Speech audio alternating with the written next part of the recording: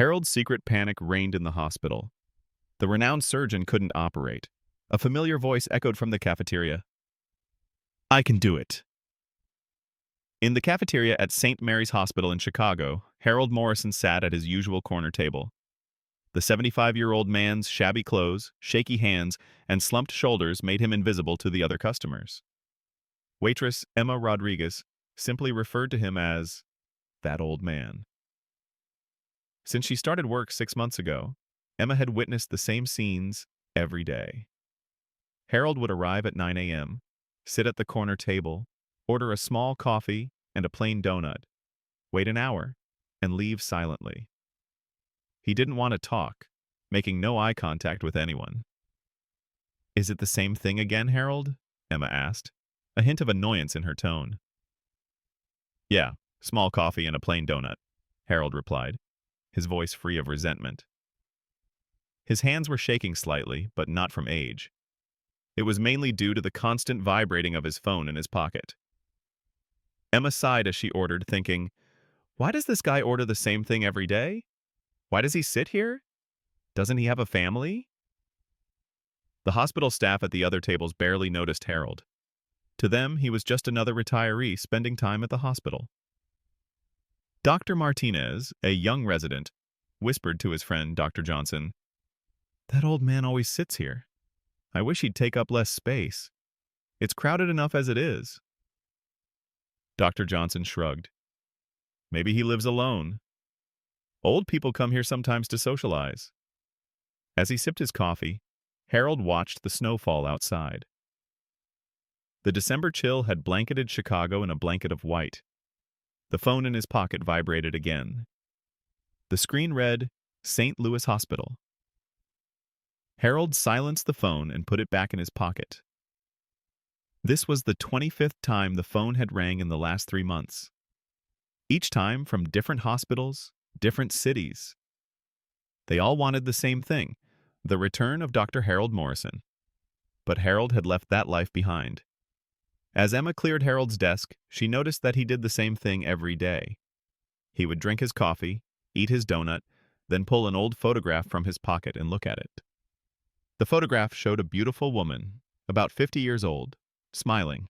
"I wonder who this photograph is," Emma wondered, but she didn't dare ask. At that moment, an urgent announcement echoed over the hospital loudspeaker. "Code Blue, Operating Room 3. Code Blue, Operating Room 3. All available surgeons to the 3rd floor immediately." Everyone in the cafeteria panicked. The nurses jumped to their feet, and the doctors began running. Harold remained motionless at his desk, simply continuing to drink his coffee. But his ears were attentively listening to the surrounding conversations. "What happened?" Emma asked a running nurse. "Major accident," the nurse replied. "The school bus overturned. There are many injured children." Harold's hand froze in his coffee cup. "Children," he muttered to himself. A few minutes later, Dr. Sarah Chen, one of the hospital's most experienced surgeons, entered the cafeteria. Her face was white, her hands shaking. Behind her came Dr. Anderson and the hospital director. "This is impossible," Dr. Chen muttered to herself. "Dr. Williams had a heart attack. He's in intensive care, but there are children waiting for surgery." Dr. Anderson put his hands to his head. "How many children are there?" "5, Dr. Chen said. 3 with minor injuries, but two in critical condition. One is 6, one is 8. Both require heart surgery." "The other surgeons?" "Dr. Thompson is in another surgery. Dr. Martinez is not a pediatric surgeon. We can't do these surgeries without Dr. Williams." Emma looked at Harold when she heard this exchange. The old man was looking at his photograph. Tears welled up in his eyes. "Can we call another specialist?" Dr. Anderson asked. "The nearest pediatric cardiac surgeon is in Milwaukee. He'll be here for at least 3 hours. The children can't wait that long." Harold had heard the conversation. He slowly set his coffee cup down on the table. The phone in his pocket began to vibrate again, this time more urgently. What exactly are the children's conditions? Harold asked, his voice catching the other's attention. Dr. Anderson turned to Harold. Dr. Morrison, you haven't performed surgery in years. It's too risky.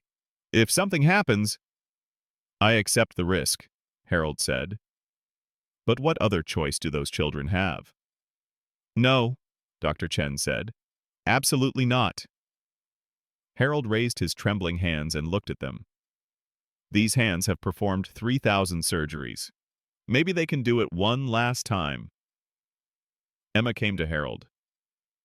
Dr. Morrison, I'm so sorry. It's normal you don't recognize me, Harold said. I didn't want to be recognized either. Why? Emma asked. Harold touched the photo in his pocket. After I lost Margaret, everything felt meaningless. Fame, success, money. None of it could bring her back. So I walked away from it all. But why do you come here? Because Margaret was a nurse here, Harold said. She worked here for 30 years. We met here. We fell in love here. Being here is like being close to her. Tears welled up in Emma's eyes. And you wait here every day? I expect maybe one day I'll be needed again, Harold said. Like today. Dr. Anderson was hesitant. Dr. Morrison, do you accept full responsibility if you do this? Yes, Harold said. But I want to see the children first. We need to assess their condition. Emma watched Harold as they walked toward the operating room. He wasn't just an old man anymore. He was a hero in waiting. Jessica, she called to her other waitress. Did you know who Harold was? I had no idea, Jessica said. But I'm looking it up online now. This man is truly legendary. As Harold entered the operating room, his hands had stopped shaking. The familiar atmosphere, the smell of antiseptic, the sound of the machines, it all took him back years. When he saw the children, his heart sank. The first was a little girl, 6 years old, named Emma. The second was an 8-year-old boy, Michael. Tetralogy of Fallot, Harold said after examining Emma. It's a complex case. Michael has aortic stenosis. Both can be done, but time is critical. Are you sure? Dr. Anderson asked. Harold looked at his hands. He was no longer shaking, calm and determined. I'm not sure, but I have to try. These children have to live. Which child should we start with? Emma, Harold said. She's in the most critical condition. Preparations for the surgery began. Harold changed into his old uniform. His hands, now back in their operating room uniforms after 20 years, put on a mask and gloves with a familiar gesture. Dr. Chen was to be Harold's assistant. Dr. Morrison, it's an honor to work with you. Save the talking, Harold said. Now just focus on the boy. The first surgery took 4 hours. Harold's hands, despite all these years, showed no signs of weakness. Every movement was precise, every cut perfect. Everyone in the cafeteria was searching for Harold. Emma looked up Dr. Harold Morrison on her phone and was astonished by the information she found. Look at this, she said to Jessica. This man is Chicago's most famous surgeon. He saved the lives of thousands of children. Hollywood even wanted to make a movie about him. Why does he live here like this? It says here. His wife, Margaret Morrison, was the head nurse here. She died of cancer. Since then, Dr. Morrison has disappeared.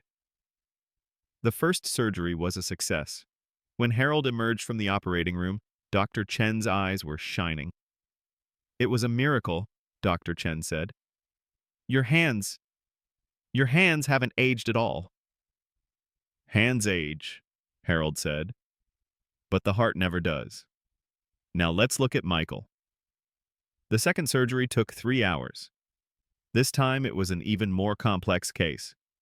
Harold's experience overcame every challenge.